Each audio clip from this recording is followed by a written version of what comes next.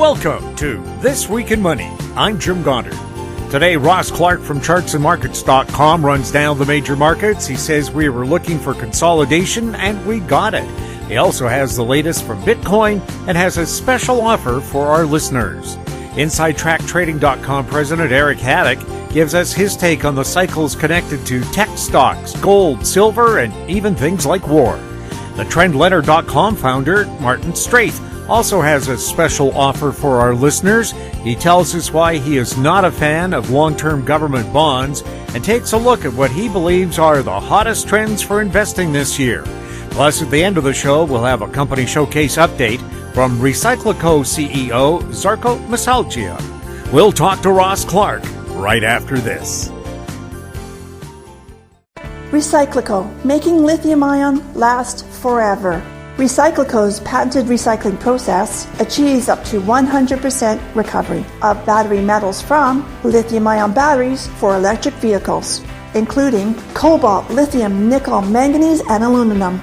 RecycLiCo Battery Materials Incorporated trades on the TSX Venture AMY, on the OTCQB AMY.ZF, and Frankfurt ID4.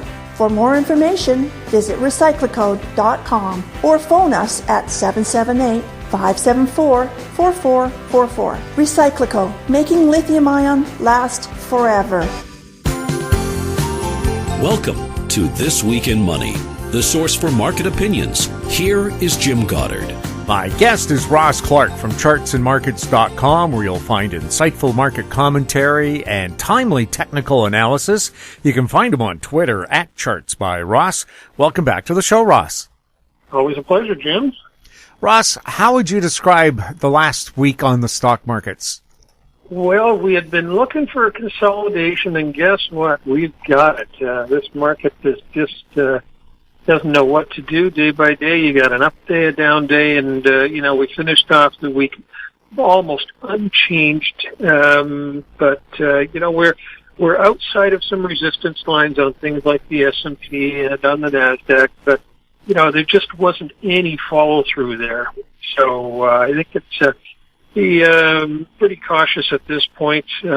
We've been Bob and I have been thinking we could get into maybe a March high and run out of some steam at that point. So, here we are coming into the second half of February, and maybe it's getting a little tired up at this point.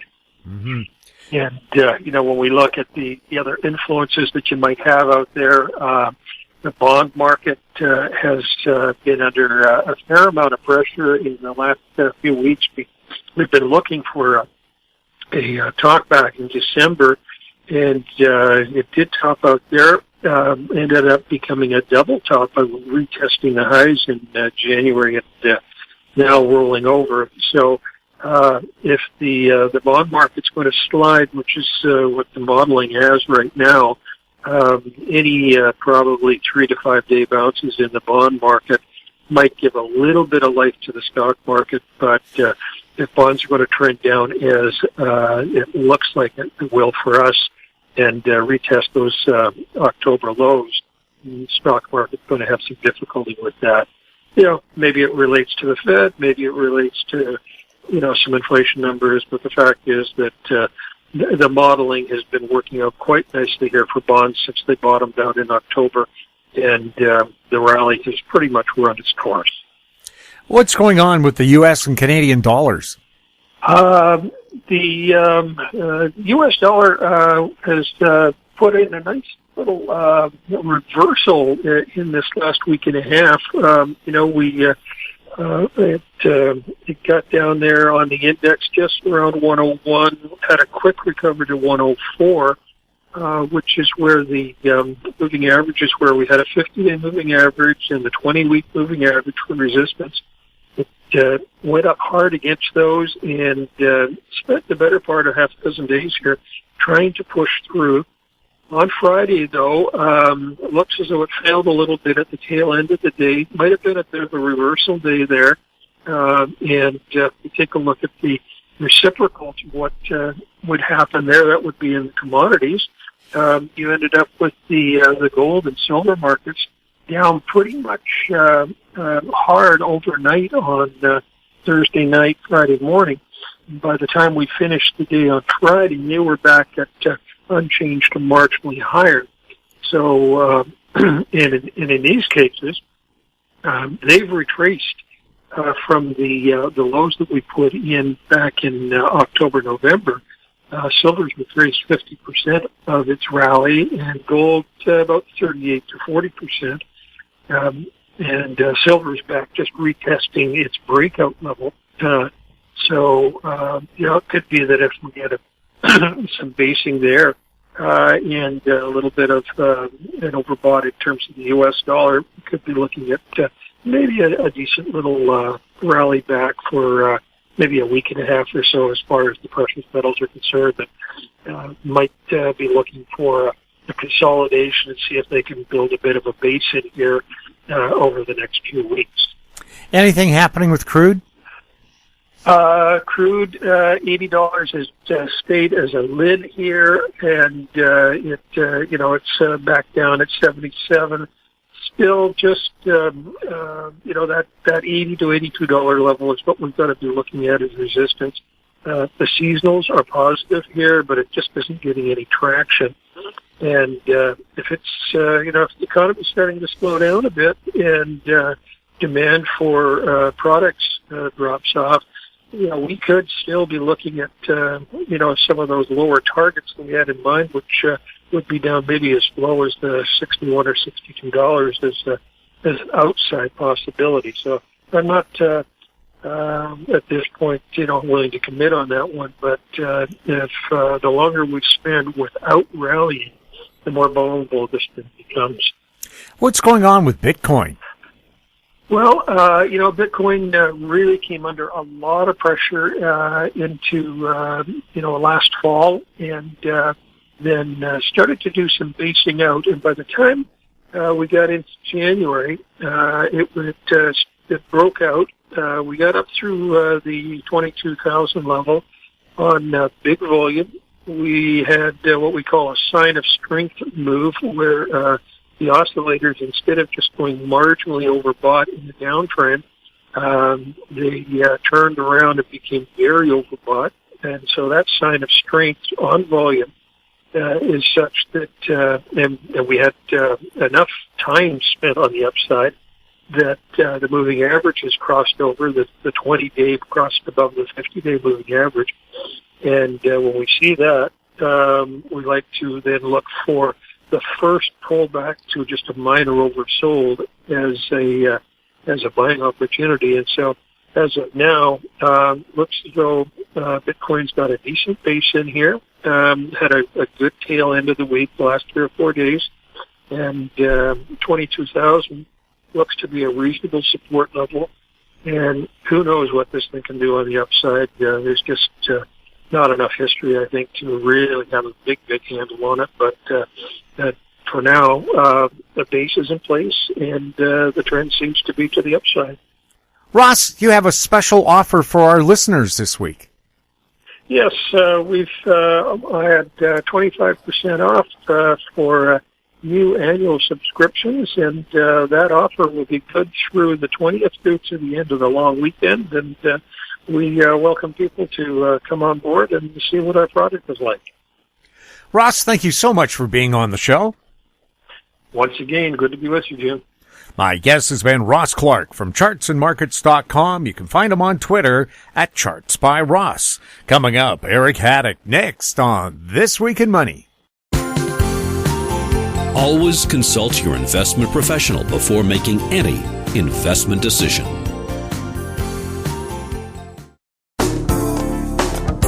Don't miss out. Stay informed. Receive the HowStreet.com weekly recap with thought-provoking podcasts, radio, and articles delivered to your inbox. Sign up for the HowStreet.com weekly recap on our homepage at HowStreet.com.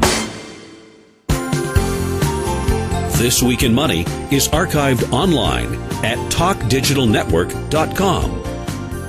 Welcome back. My guest is Eric Hadik, CEO and President of InsideTrackTrading.com. He's speaking to us from near Fresno, California. Welcome back to This Week in Money.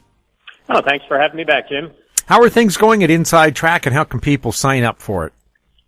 Things are going pretty well, and like I always tell people, they can get the best snapshot of everything we do and the subscriptions we offer at our primary website, InsideTrackTrading.com. That's with an extra I in the middle of inside, so it's INSIIDE,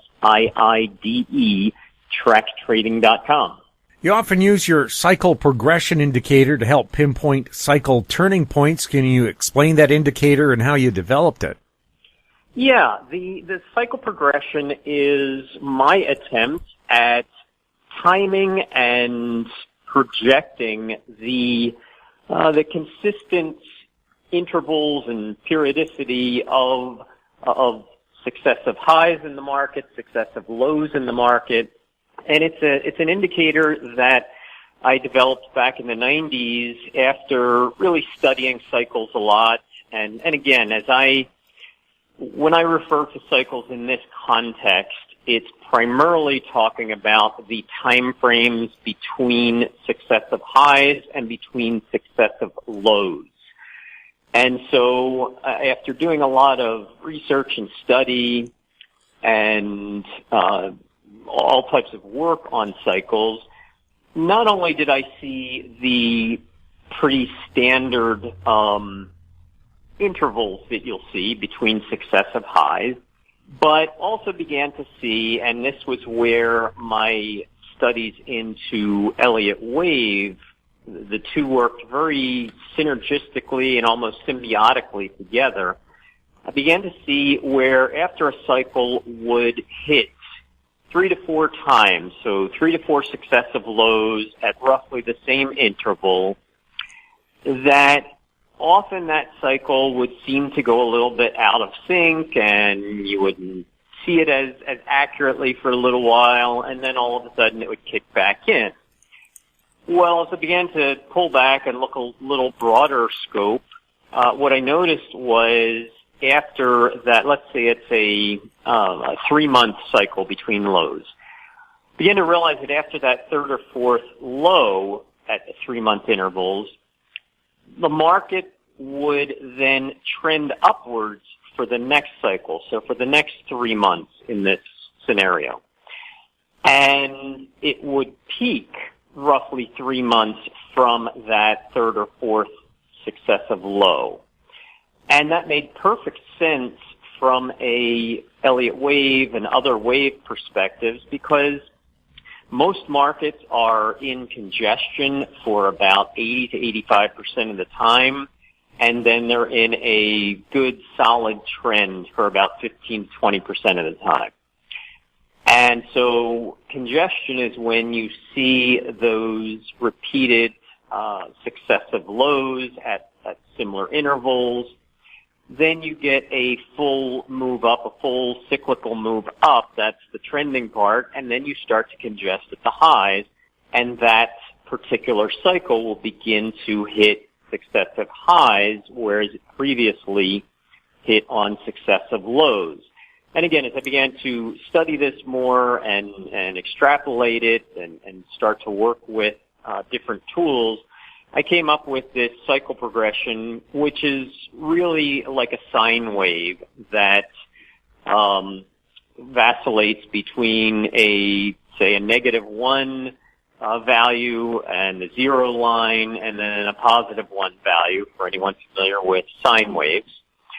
But when it hits that last low, it begins to break above, go through that equilibrium point, identify a trend, and this whole sequence plays out many times where you might get, like I said, 4 successive lows at about 3-month intervals, then a 3-month rally, then 3 to 4 successive highs at that 3-month interval, and then a 3-month downtrend to then start hitting on successive lows again. And I saw that happening so frequently that that's what really led to my creating and developing that tool, which it's much easier if you can actually see it than have me verbally describe it.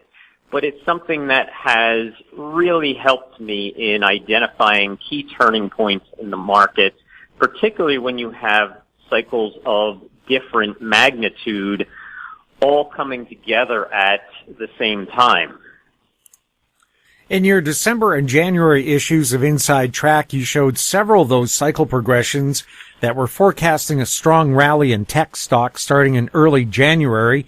Can you explain what you were seeing and what it means for the next few months?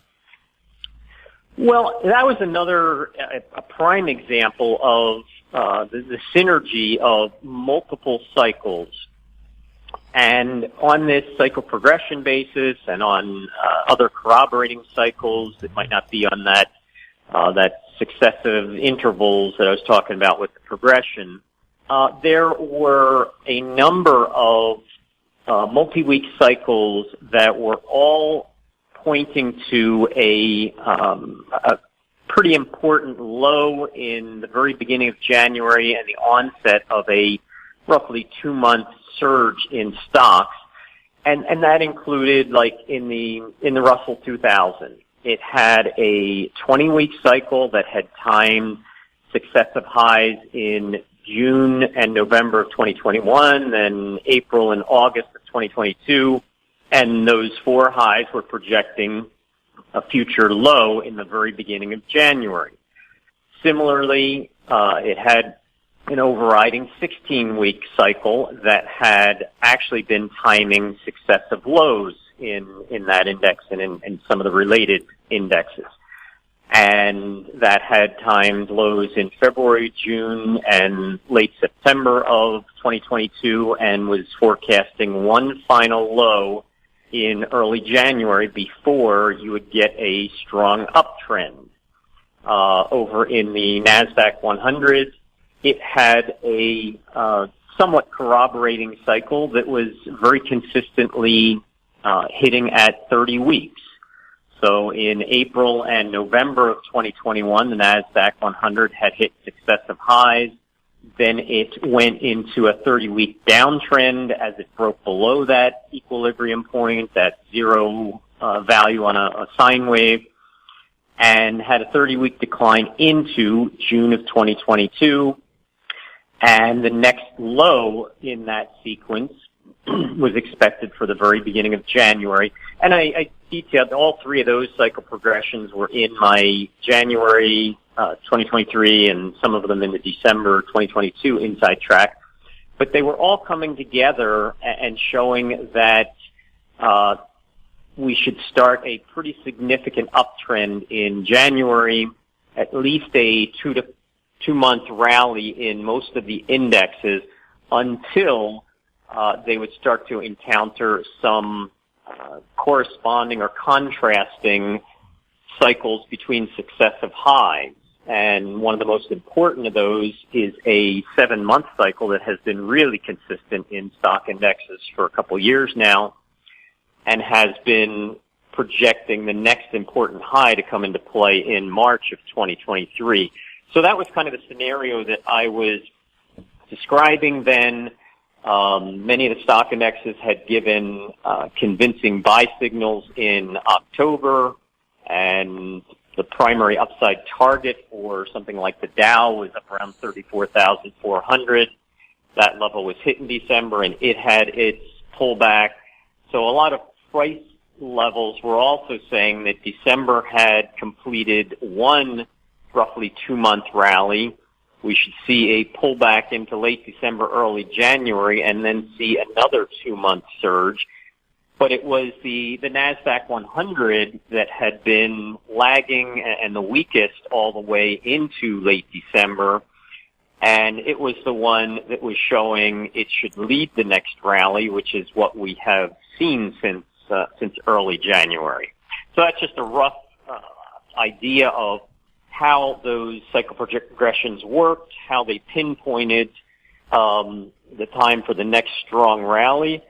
And if I'm correct and my assessment is accurate, I'm thinking that March could see a pretty significant peak in a lot of those stocks and indexes. At about the same time, you described cycles that projected a top in silver to begin the year. For 2 months, you kept forecasting silver to surge above 24.50 and then peak Did the cycles pinpoint that price objective, and what are they saying now for gold and silver? Well, the cycles rarely pinpoint specific price levels. That is a separate but hopefully corroborating endeavor of calculating price objectives and resistance points. But one of the most convincing things is when you're running into those price objectives at the same time cycles are forecasting a peak. And that was throughout December, actually since silver's low back in September, and then secondary low or couple of lows in the months that followed. My outlook was for silver to surge up above 2450 before it would set probably a multi-month peak. And along with that, it was adhering to a web of cycles that were all kind of related, 6-week, 12-week, 24-week cycle. And a number of those were all saying to see a final surge into the week of January 3rd to the 6th and at least a 1 to 2 month peak at that time.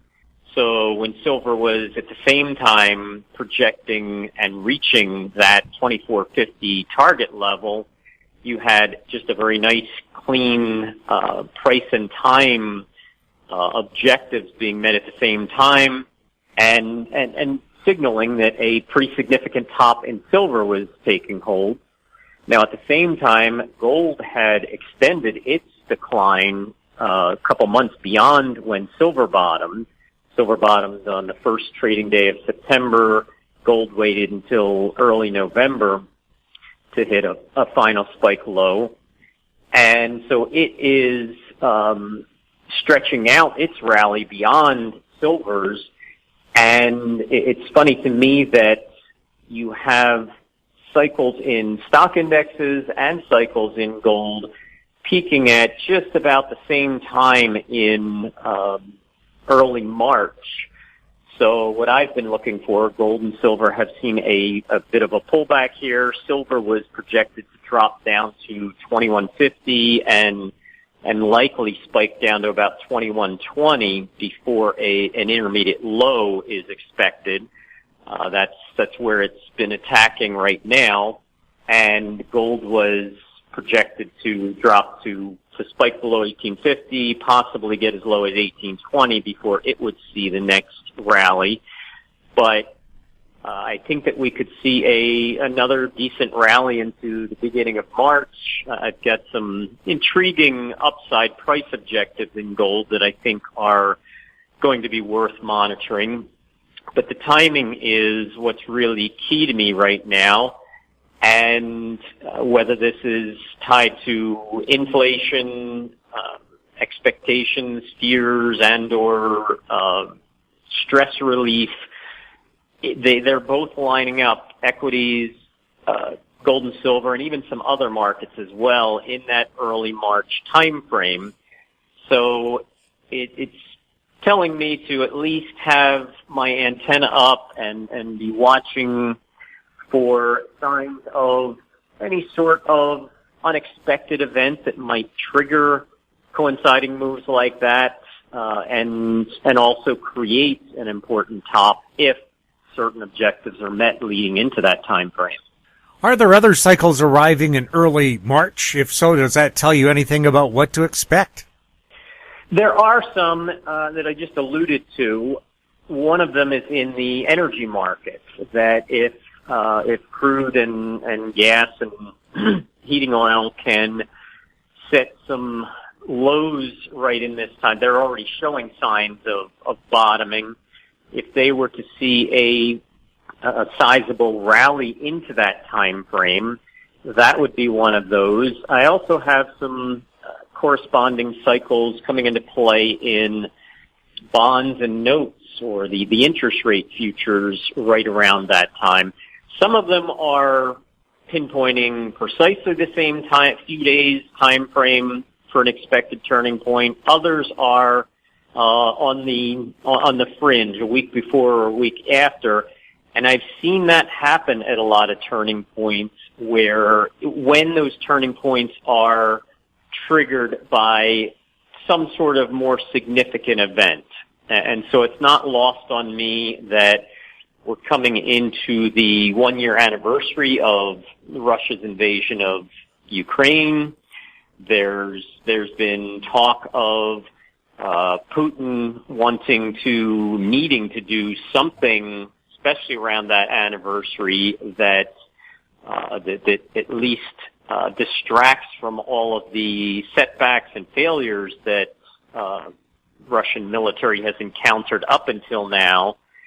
And so I certainly, that time frame, the last 4 or 5 days of February, the first 4 or 5 days of March, I'm certainly keeping one eye on the situation over there to see if there's any desperation type of moves made by Russia. And it's also the 1-year anniversary of when some of these markets, like gold, wheat was another one at the time, but where they completed parabolic rallies back in 2022, which were obviously tied to that military conflict. But the February 24th invasion triggered the parabolic or blow-off move in those markets, and then the first week of March timed the peaks of those blow-offs. So there's a little bit of some eerie parallels to that. So that's one thing I am certainly keeping my eye out for, any signs of something like that. For at least 5 years, you kept stating that war cycles would return in late 2021 through late 2025. Did Russia's invasion of Ukraine fulfill that, or is there more to come? Well, I can remember a lot of our discussions back in 2016, 2017, 2018, even when things like North Korea tensions were flaring up and others. And you're asking me about war cycles, and I just kind of kept sticking to my longer-term analysis that any significant conflicts and war cycles would not begin to come into focus and reach fruition until late 2021 through late 2025. I know I've described this many times before, but I'll just quick synopsize that. There's a 40-year cycle, but an even more consistent 80-year cycle that has timed major, often geopolitical shifting wars and conflicts. The most recent ones were kind of focused in America, although World War II was obviously involving or a lot of the nations, but it was America's involvement that was late 1941 through third quarter of 1945. And so 80 years from there pinpoints you exactly when things are flaring up again, late 2021. But even going back 80 years before 1941, 1861, when the Civil War took hold and was primarily through 1865. And 80 years before that, you had the culmination of the Revolutionary War in 1781, which really started that phase of the cycle where America is concerned. But I also documented that cycle back to the 1200s and in Europe and China, and it was just very consistent that on an 80-year basis you saw the major conflicts, there were conflicts throughout history, but the ones that are usually cited most, studied most, were very consistently on that 80-year basis. And so that was what I was looking at. But I think that Russia-Ukraine is only the first step, the first chapter in that overall war cycle, and I think we could still see one or two other major conflicts in this overall time period. The Middle East is one that cycles come back into play this year, 2023. and China, and that could involve anything from Taiwan to the South China Sea to all of the potential conflicts that keep festering and smoldering.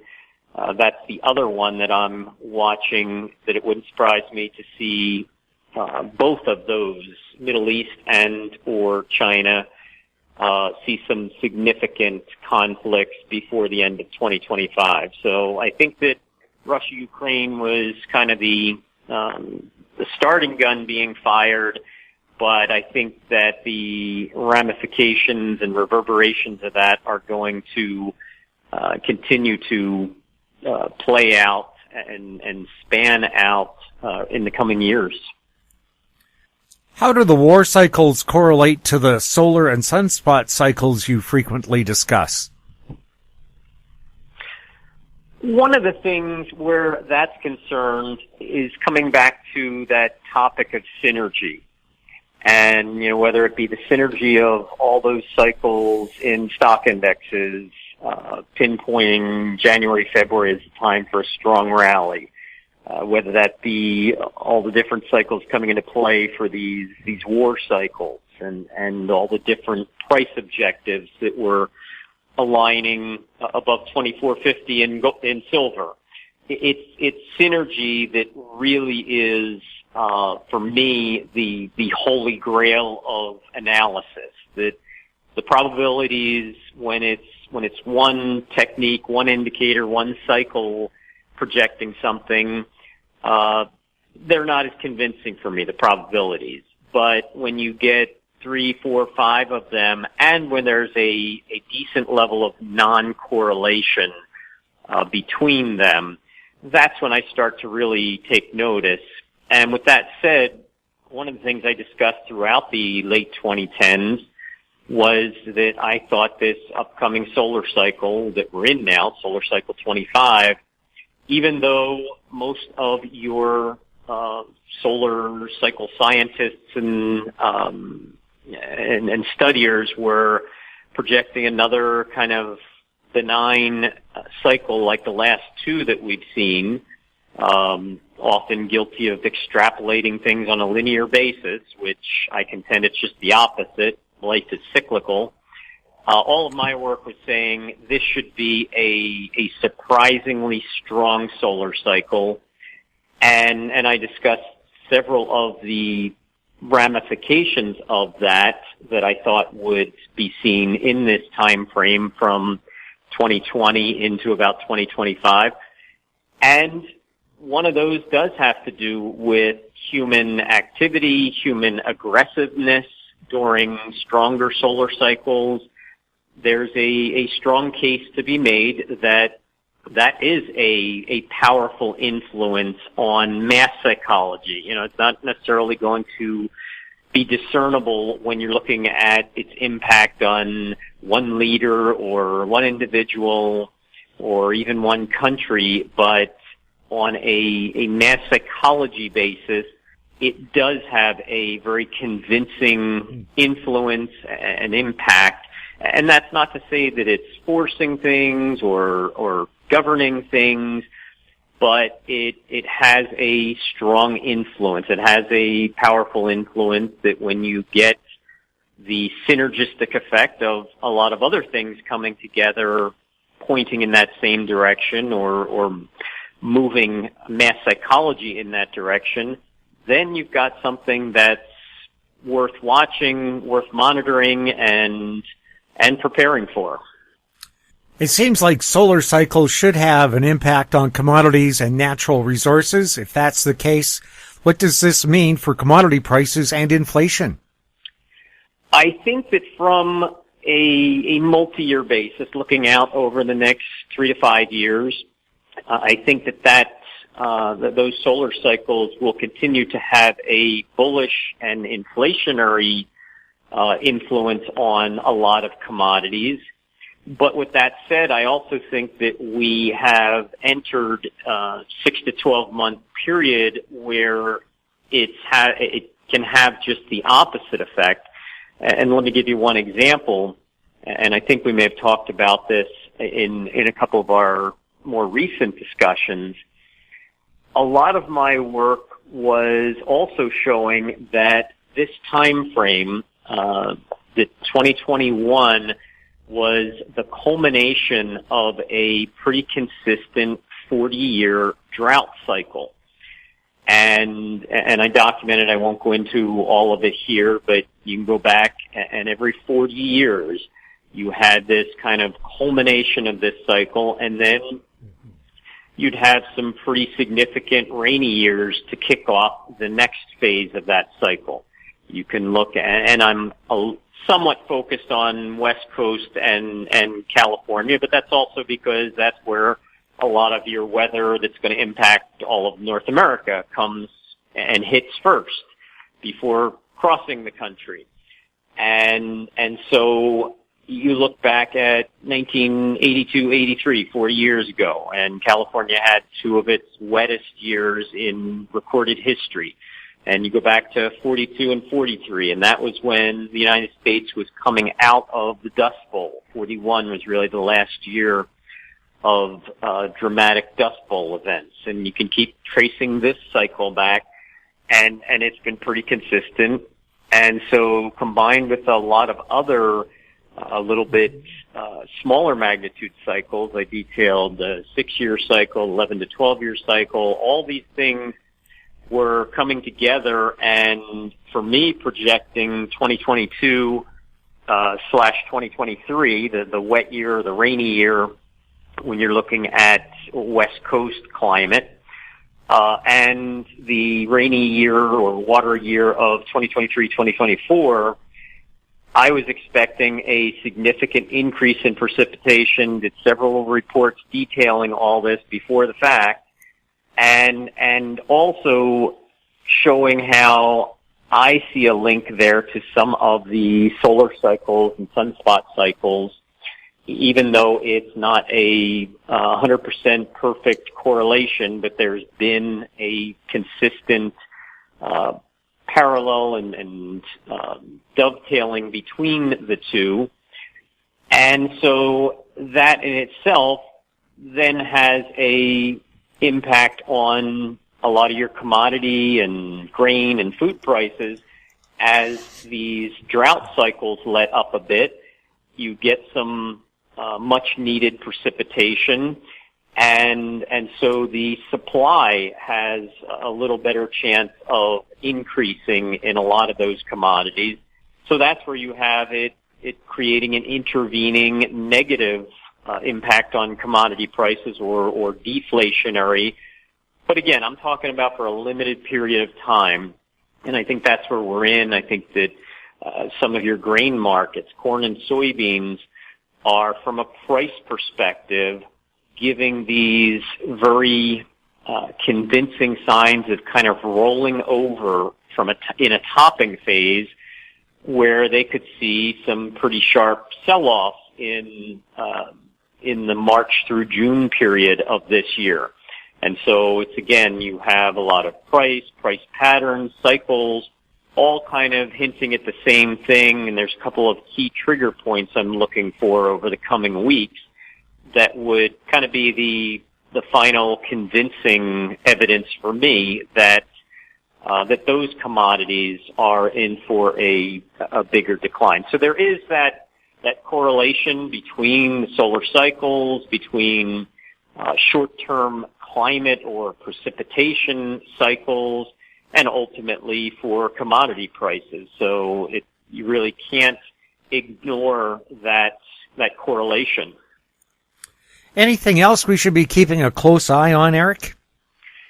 I think that I've at least touched on several of the things. I think that that energy prices and crude are entering a phase where they could see not only this rally into March that I was talking about, but if the December, January lows hold in crude, it could be in for another 3 to 4 month advance. So that also makes me wonder if that's anything related to Russia, Ukraine, or just a lot of other factors That would also play into the Middle East cycles that I discussed.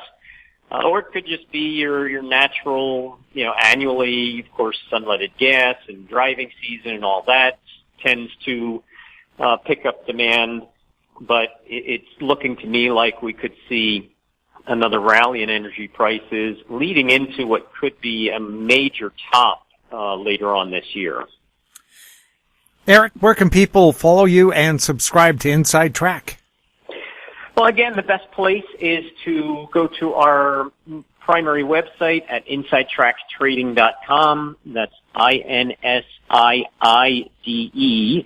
TrackTrading.com with the extra I in the middle of inside. And you can see a lot of our sample publications, archived reports, and also information on our various subscriptions. Eric, thank you so much for being on This Week in Money. My pleasure, and thanks for having me back. My guest has been Eric Hadik, CEO and President of InsideTrackTrading.com. Coming up, Martin Straith, next on This Week in Money. RecycLiCo, making lithium-ion last forever.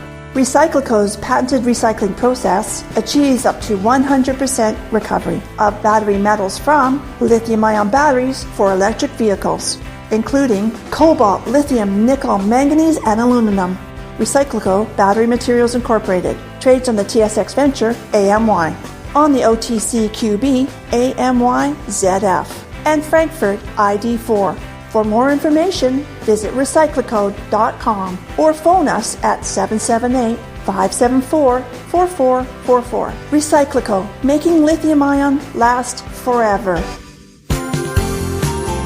This Week in Money is archived online at talkdigitalnetwork.com. Welcome back. My guest is Martin Straith, founder of Trend News online at thetrendletter.com. He's speaking to us from Coquitlam, British Columbia, which is just east of Vancouver.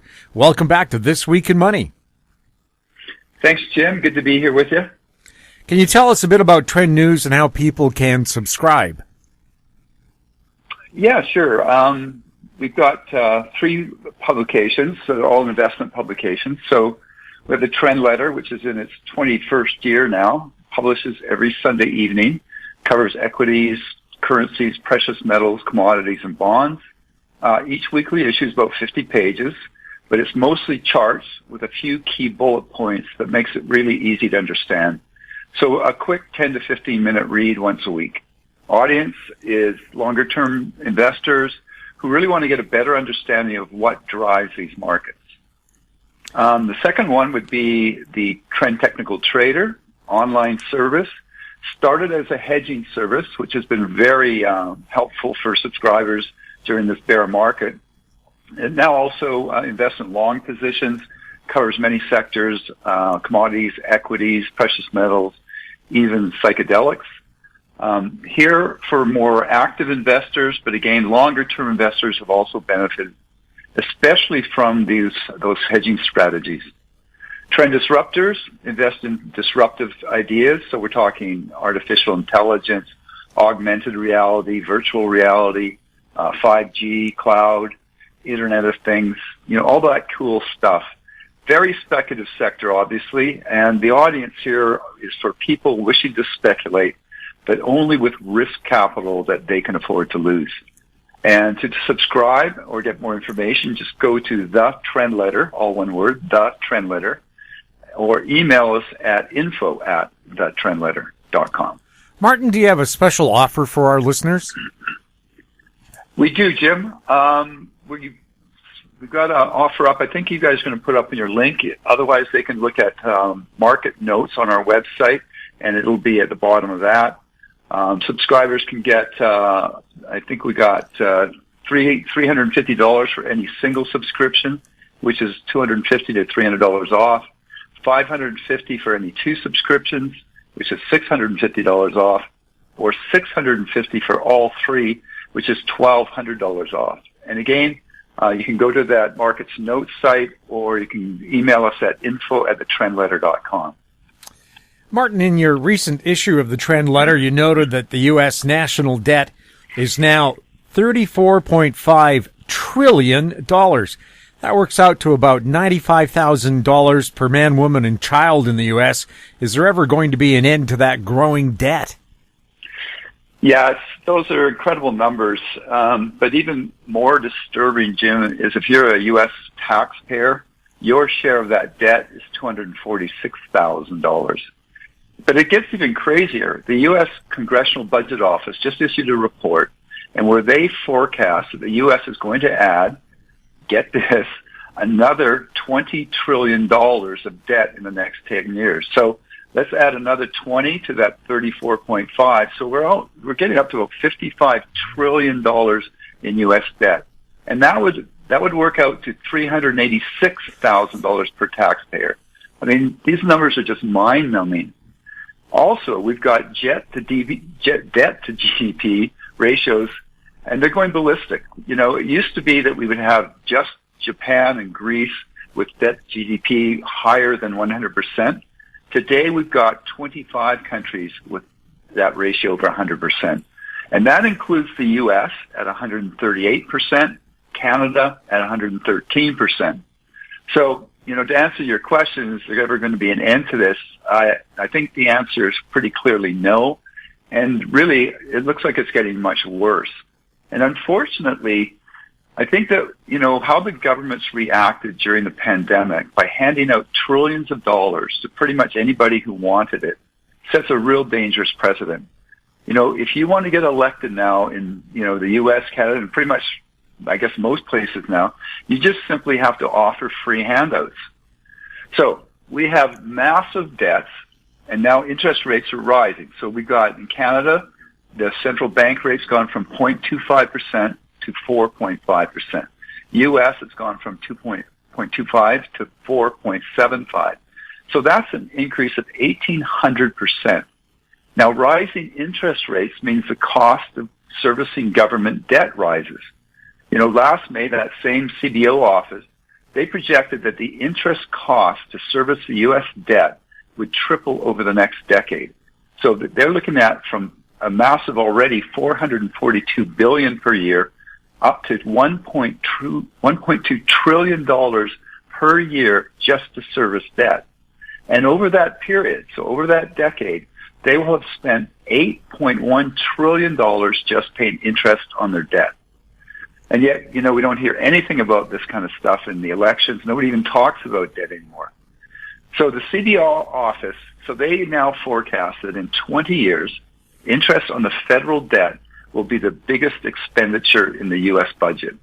So it's going to be bigger than their health, Social Security, national defense, or Medicare. So, yeah, I mean, these debts just are growing, and it's unsustainable. It's a mess, Jim. The bond market was at a 40-year bull market. What do you see going forward? Well, like we just discussed, there's a massive debt problem globally. You know, we've been warning our subscribers not to buy any long-term government bonds. As you just said, we just saw the end of a 40-year bull market in bonds. You know, and we're seeing negative. We saw negative yielding bonds in Europe, where you could buy a negative yielding 10-year government bond in Europe and be guaranteed to lose money every year for 10 years. If I wanted to guarantee loss of money, I'd just bet on the Vancouver Canucks. Well, there's that. You know, there is that. But if you really want, you know, the Canucks might win a couple of games. You know, there's always that risk. Yeah. But in Europe, you're guaranteed to lose. So that's the beauty there. Yields move off its bonds. So when the bonds go up, yields go down. So we have yields declining for 40 years, and now that trend is broken, and yields are now rising. So as we just discussed, governments continue to rack up massive deficits and debts. They now must issue more and more bonds to pay off all those expenditures. So the big question here, Jim, is who's going to buy all those bonds? You know, it used to be the central banks. You know, they were buying all the bonds, but now those central banks are reducing their balance sheets. They are not buying bonds. You know, during QE, the U.S. Fed was paying $120 billion a month in mortgage-backed securities and treasury bonds. Today, they are selling $95 billion of those bonds every month. So again, you know, who is going to buy all of this new and maturing debt? And this problem isn't just in Canada and the U.S. It's global, and it's one that we believe is going to take us into a global sovereign debt crisis, meaning that we're going to see countries defaulting on their debt. You know, in Argentina, inflation right now is 98%. So you could buy a 7-year bond in Argentina, and they would pay you, or say they would pay you, 50% yield. Now, would you lend Argentina money for 7 years, hoping that they would pay you 50% each year, and then hope that they would give you back your principal in 7 years? I mean, with inflation at 98%, the Argentine peso is going to be worthless. So, you know, we say do not buy long-term government bonds. You know, 6 months, 1 year is fine. 1 year's paying 5%, but don't get into the 10, 20-year ones. Many mainstream publications and talking heads are now saying a recession is no longer likely. What are your thoughts on that? Well, you know, we think that the U.S. is much closer than Canada is into a recession. I mean, if the U.S. is not already in a recession, I think they're really close to one. Two very leading indicators that we follow and have been very accurate are saying that we're going for a recession. You know, since 1955, so that's in 68 years, there's only been one time when the yield curve inverted without there being a recession. And today, the yield curve is the most inverted it's been in over 40 years. Also, there is 0 times, we're talking 0 times, where the inflation ran over 5% with an inverted yield curve that did not result in a recession. So, you know, we got both those conditions. The yield curve is in a 40-year inverted, and then they got the inflation rate at over 6%. So the other one is the Conference Board's leading economic index. So it's got a remarkable history of being accurate, predicting a recession, and it is forecasting a recession. And then you've got all these other ones. So in addition to those leading indicators, we've got a lot of recessionary data flying out almost daily. You know, the National Federation of Independent Business survey, that shows optimism is at an extreme low. The U.S. Empire Manufacturing Service just came out minus 32. You know, we haven't seen a reading that low since the pandemic in 2020 and the 2008 financial crisis. Then you've got the Philadelphia Manufacturing Business Outlook survey, just had its 6th consecutive negative reading and the lowest reading since 2020. And then you've got the Current Activity Index at its lowest reading since 2009. So these are all just, you know, I mean, there's streams of this recessionary type data. And you have to remember that central banks are raising rates and they're dramatically reducing their balance sheet. And so this is removing liquidity from the economy. So is this time going to be different? Could be, I guess. But, you know, to us, we expect a recession. What are your thoughts on inflation and how the Bank of Canada and Fed will react? Okay, well, you know, we have to remember that this inflation problem is not from the central bank policy. You know, they tried to keep rates low for 12 years, trying to get inflation up over 2%, and they couldn't do it. No, this inflation started to rise as a result of the COVID lockdowns. And after locking down the global economy, they basically crushed the supply chain, and that started to drive up prices. Then governments all over the world started handing out trillions of dollars in direct payments. And for some people, that was more money than they were even earning before the pandemic. This pushed the U.S. savings rate from 8.3% of disposable income before the pandemic to 25% during the pandemic. So now all these people had all this money. So that all this money's chasing fewer goods because the supply chain's choked. So now we've got high inflation rising and we've got no more free money. So the U.S. personal savings rate has plummeted below that pre-pandemic level. So personal savings rate now is just 3.4% of disposable income. So it dropped, you know, from 25% during the pandemic down to 3.4% today. So that whole wealth effect where people were spending money, people were buying stocks, you had all this money all of a sudden, that's gone. So people are now racking up credit card debt right now. So one area that we're going to see more inflation is wage demand, we think. And here's a great example. The Canadian Public Service Alliance, so that's the federal government employees union, They are demanding a 47% increase over 3 years. Is that what you're asking for, Jim? Probably not. So to fight inflation, the central banks have totally reversed course and are removing liquidity and raising interest rates. We have to remember that we have very high inflation a year ago. I mean, it was 7.5%, I think, last February. So we have to understand that we're going to see lower inflation year over year, but we have to understand that that inflation is compounding, so it's on top of the inflation from last year.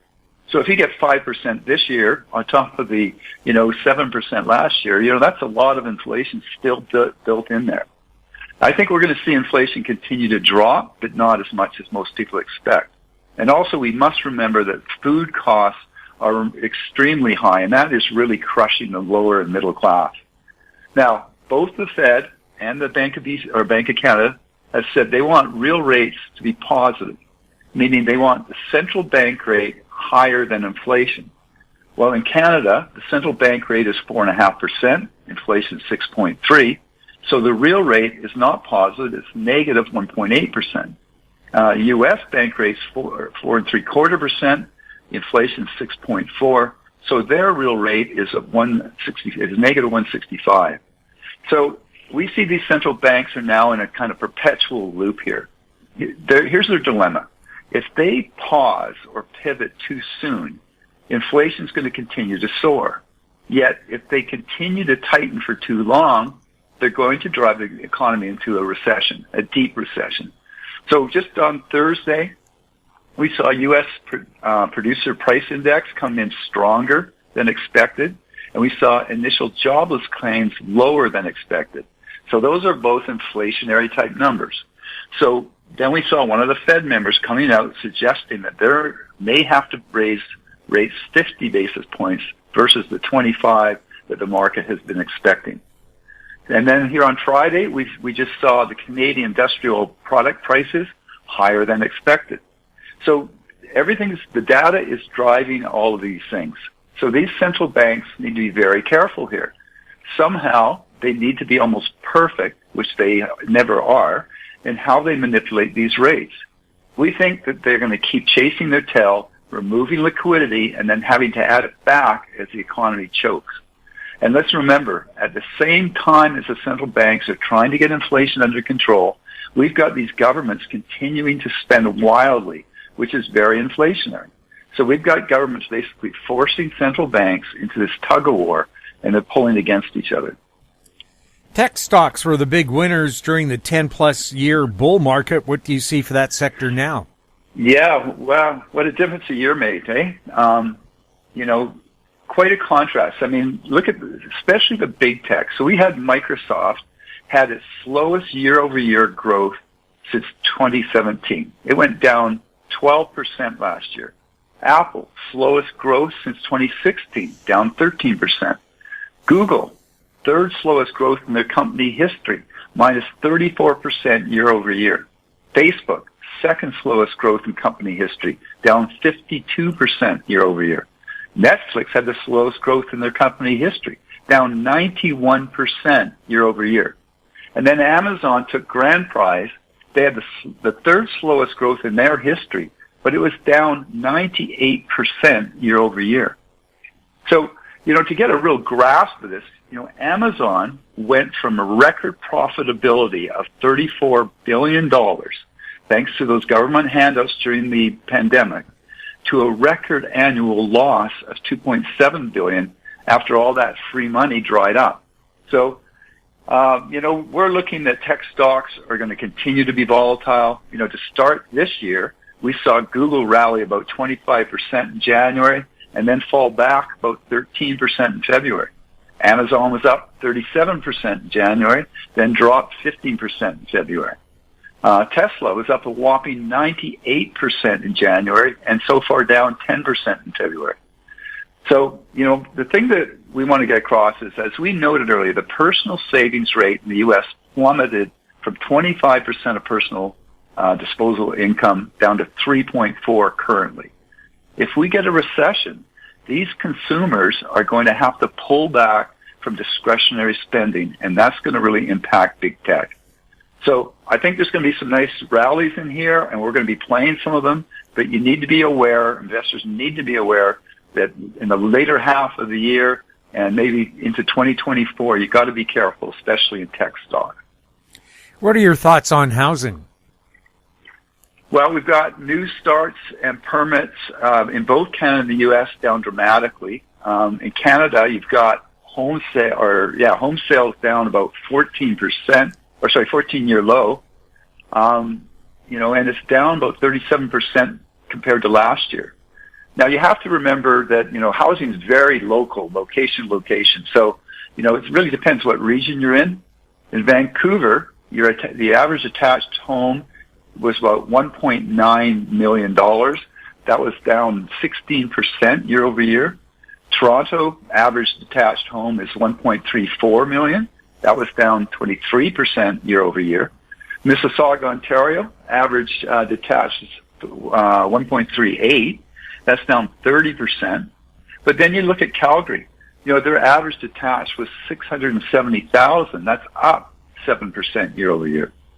So, the concern we have is that, if mortgage rates don't decline quickly, we're going to see a lot of people trapped when the renewal time comes up.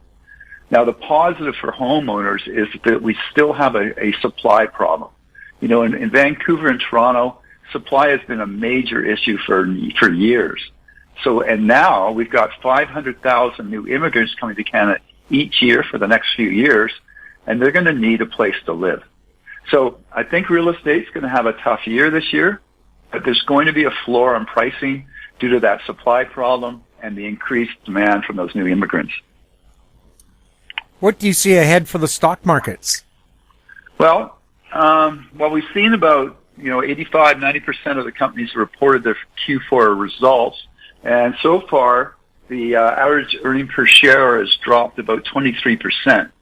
I think what's going to happen here is I think the markets are really starting to expect that the worst is over. They're very bullish, and investors are going to start jumping in and buying the dips. And I think that we could see, some strong bullish scenarios here that might take the market higher into May. But we're being cautious for the later part of the year, and into 2024. Unlike most of the mainstream analysts, we are not optimistic that Russia-Ukraine war is under control. We see things escalating there. A few weeks ago, we saw a Ukraine official warn that major Russian cities, such as Moscow and St. Petersburg, will be attacked.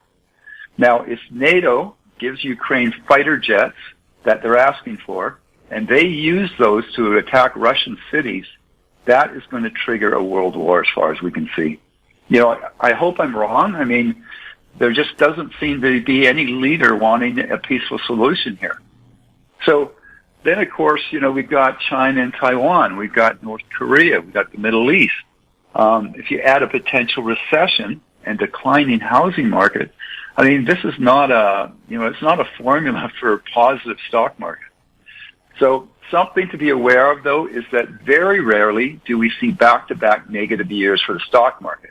Now, we had a negative one last year, but the last time we did see one was the tech crash from 2000 to 2003. Now, during that bear market, the NASDAQ had 8 bear trap rallies, each of them over 16%, some of them up to almost 50%. And those rallies, they sucked in buyers. And by the time the bottom was finally in, the NASDAQ had lost 75% of its value. In that tech bubble crash, the NASDAQ had 3 down years in a row, and it was the third year that was the worst. And I'm not trying to sound so pessimistic, but investors need to be aware of this stuff. That we could be setting up for a similar scenario here. So we will be looking to place some of the rallies that we're expecting. But again, for the later part of the year and early in 2024, we're going to really be watching our models, and we're going to be ready for any sharp pullback. And here's a real key for your listeners. Be sure to have a hedging and exit strategies. Our technical trader service, they offer subscribers many different hedging options that all during these bear markets we've been in over the last couple of years. And they can not just protect you from, severe decline, but they were actually able to make some sizable gains. You know, a couple of them just before the pandemic, so about 2 months before the pandemic, near the end of 2021, they set out 2 hedging strategies. And in 12 weeks, one of them was up 310%, and the other one was up in 10 weeks, is up 206%. So these strategies can be very, very effective. What's going on with gold and silver? Well, we're very bullish gold and silver long term. Back in November, we noted that gold was forming what we hoped would be a strong base foundation, and luckily that turned out to be correct. Since that November low, gold has had a great run, breaking through all kinds of resistant levels at 1730, 1775, 1875. Now, when I was last on your show, Jim, gold was sitting at 1930, and at that time I said gold was getting technically overbought and that we were expecting a pullback. And at the time, I noted that our near-term support was going to be 1875. Now, that support almost got hit, a couple of days later. That support level was tested twice, but unfortunately the second time it failed to hold.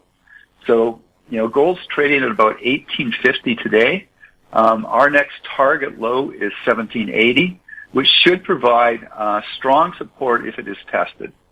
One of the main reasons that gold is falling since early February is that the U.S. dollar has broken out of its downtrend channel.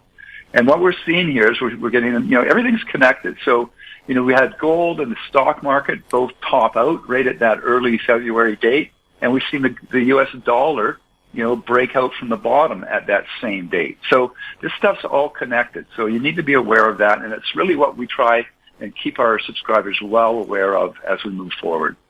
Now, if you look at a chart of gold versus the S&P 500, gold is now starting to trend higher. So same story if you look at the gold compared to the commodity index. And we think that these trends will continue for the next couple of years. One of the drivers for gold is going to be the loss of confidence investors have in government. And we're seeing this starting to break out globally. People are starting to realize that these politicians and bureaucrats are not that competent at managing our economy. And once that confidence is broken, we really expect that gold, along with the U.S. dollar, are going to move up together as safe haven plays. We're buyers of gold and silver on some pullbacks. If we test that 1780 and it holds, then we'll be sending out buy alerts to subscribers. What's happening with oil, gasoline, and natural gas? Well, we like energy going forward. With oil, in the near term, we're still looking for a breach of the $70 support level. We've been calling for that for about a few months now. So maybe down to the $65 level. If we get that, that will likely trigger buy alerts from our models, which we will then send out to subscribers. Longer term, we expect oil to have a strong next few years. We're looking potentially hitting 150, even 200 by 2025. And, the big driver here is that the whole green transition plan is terribly flawed. There's no capital being invested into the fossil fuels, so the supply is going to, be painfully low. And at the same time, demand is growing, especially in Asia. We're looking at India. We're going to see huge growth there. So all of that projects for higher oil prices. With gasoline, based on seasonality, we typically see a rally about here into early March. Then we typically see a pullback for a few weeks, and then we should see a long, strong rally into June. Now, with natural gas, natural gas is very volatile and very weather dependent. Today it's very oversold, and we do have a couple of buy stops set for both a Canadian and a U.S. play. So we sent that out to subscribers a couple of weeks ago. So these stops are looking for natural gas to start to trend higher before we make those trades.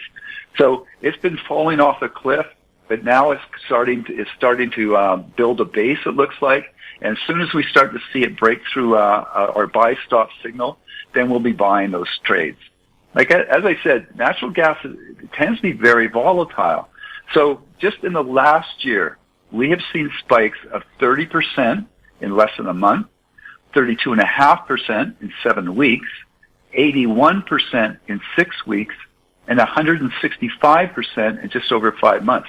That's just in the last year. So, we're looking for something similar very soon. What sectors do you really like for this year? Well, like I say, we like energy, so that being oil, gas, and natural gas. We like nuclear. We think we're going to see a big move there. So uranium would do well. Precious metals, gold and silver, rare earth, base metals, copper, tin, cobalt, lithium, etc. We like steel. I mean, all these windmills that they want to build, all these wind turbines, they're made of about 80% of steel. For stocks, we do expect to see a lot of volatility, and that's going to result in some very solid rallies, but also some very deep pullbacks. So we're going to be very careful, especially later in the year and into early 2024. We're also going to be trading some of our disruptive stocks, so that's that AI, augmented reality, 5G, etc. But we're going to be looking for fairly short-term plays in that area. So I think we're going to see another very wild year in the markets, and we're going to continue to keep our subscribers up to date, what's happening and why, and what we're doing trading-wise. Martin, can you remind our listeners once again about your special offer? Yeah, so they can go to our site, look under Market Notes, and at the bottom of that, we'll post the offering. So those offerings for each of our service, great savings. So $350 for any single subscription, so that's between $250 and $300 off. $550 for any 2 subscriptions, so that's $650 off. And only $650 for all 3, which is $1,200 off. Now, also your listeners can sign up for our free daily headline service. So that's where we review what's happening in the markets every morning, and we send out headlines that we feel investors should be aware of. And those headlines, I know a lot of people just read the headlines, but you can click on the link and you can actually read the story as well. And just so people understand, with us, there is no spam. You won't, I know so many services, you sign up, you think you're getting something, and all of a sudden you're on an email list and you're just getting inundated with spam offering all kinds of stuff. We don't do that. So if any of your listeners have any questions about our services, they can simply email us at info@thetrendletter.com. Martin, thank you so much for being on This Week in Money. My pleasure, Jim. Good talking to you. My guest has been Martin Straith, founder of Trend News online at trendletter.com. He was speaking to us from Coquitlam, British Columbia. And that wraps up our show for this week. We'd like to thank our guests, Ross Clark, Eric Hadik, and Martin Straith. And thank you for listening. If you have any questions for the show or our guests, you can send them to info@howstreet.com. Now stand by for a company showcase update from RecycLiCo CEO Zarko Meseldzija. I'm Jim Goddard. We'll be back next week with more This Week in Money. Comments made on This Week in Money are an expression of opinion only and should not be construed in any manner whatsoever as recommendations to buy or sell any financial instrument at any time. Archived online at talkdigitalnetwork.com. This Week in Money is a production of Howe Street Media Incorporated. Executive producer is Tom Allen.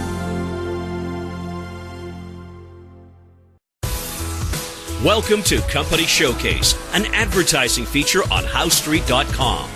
I'm Jim Goddard. I'm speaking with Zarko Meseldzija, Chief Executive Officer of RecycLiCo. Zarko, welcome back to Company Showcase. Thanks for having me, Jim. Zarko, what's the latest around the office? Well, we are pleased to announce that our CFO Shaheem and myself will be attending the upcoming NAATBATT conference in Phoenix next week. This event really serves as an excellent opportunity for us to engage with a diverse group of industry representatives, discuss the latest advancements in lithium-ion battery industry, and an opportunity for us to showcase our RecycLiCo process. It's just, thinking about it as well, it's fascinating to see how fast the group has grown since the first time RecycLiCo attended in 2016, and how much growing interest and excitement there is for the future of the industry. And I'd say on another note, I got a message from a listener who was asking me about the status of some of our MOUs and the progress we've made. In particular, they asked about our MOU with Zenith, which was announced last year, and where we, and that was regarding us producing high nickel cathode precursor, such as NMC811 and NMC9X. And, I am happy to say that we have been making steady progress in our collaboration with Zenith and have produced those high nickel cathode precursors, such as that NMC811 and NMC9X for the electrochemical testing. But, not just that, we've also been sending out additional and even larger samples of our products, including to other potential partners. And that's including, cathode precursor, battery-grade lithium carbonate, battery-grade lithium hydroxide. And that's, been going out to a wide group of people, like I said, potential partners as well. And, throughout this work, we have received a lot of positive responses to these samples and are really pleased with the level of interest in our products. Just even over the past few weeks, I feel like we've gotten very friendly with the shipping companies, given the amount of packages that we've been shipping all over the world, especially now at the capacity of our demonstration plant testing. Most recently we've been producing much larger quantities of lithium carbonate from the demonstration plant test work as well. And then, just really, I don't know how else to really explain this, but from my perspective, everyone just really wants this material. And it's just so exciting to see that pipeline of projects and test work that we've built up, and even how much unsolicited interest we get from large firms that want to meet with us and discuss, potential business relationships. And just even put it in perspective, right? GM last month made their largest investment, or I think the largest investment by an automaker, to produce battery raw materials. And this was an investment of $650 million equity investment into Lithium Americas. This just kind of gives me an indication of how serious a secure and domestic battery supply chain really is to many of these automotive companies and battery companies alike. Now, that's really positive for industry, but what I do is as well compare that to recycling, which not only has this sustainable supply of lithium, but nickel, manganese, and cobalt as well. And not only that, but recycling can be circularly applied to a company's own battery production scrap and end-of-life batteries, further contributing to a more sustainable future. And maybe one last point I would also like to add, since we didn't do a podcast last week, but I know last week I got a lot of messages regarding our European patent. So last week I was asked about the European patent and regarding some concerns that there was some kind of problem regarding our application. And I just wanted to clarify that this is in relation to our second patent application in the EU. And as I explained to many of those who contacted me, the European Patent Office had cited our first battery recycling patent against us. But nothing there to worry about. I mean, we do have time to reply and explain, but this does show also the protection of our first patent gives us on the rights to practice. So, I'm just kind of preparing for next week. I will be out of office, but don't hesitate to call or message me. Thank you, Jim. How can people get a hold of you, and where are you traded? They can call us here at the office, 778-574-4444, and you can see all of our information on RecycLiCo.com. We also have our social media accounts on Twitter, LinkedIn, Facebook, where we do have weekly updates and informational material that kind of explains our process. And you can always do kind of a deeper dive as well on our website. We're traded on the Toronto Venture Stock Exchange, TSXV, under the ticker symbol AMY. We're also traded on the OTCQB under AMY.ZF, and the Frankfurt Stock Exchange under ID4. Zarko, thank you so much for the update. Thanks, Jim. We've been speaking with Zarko Meseldzija, Chief Executive Officer of RecycLiCo. I'm Jim Goddard.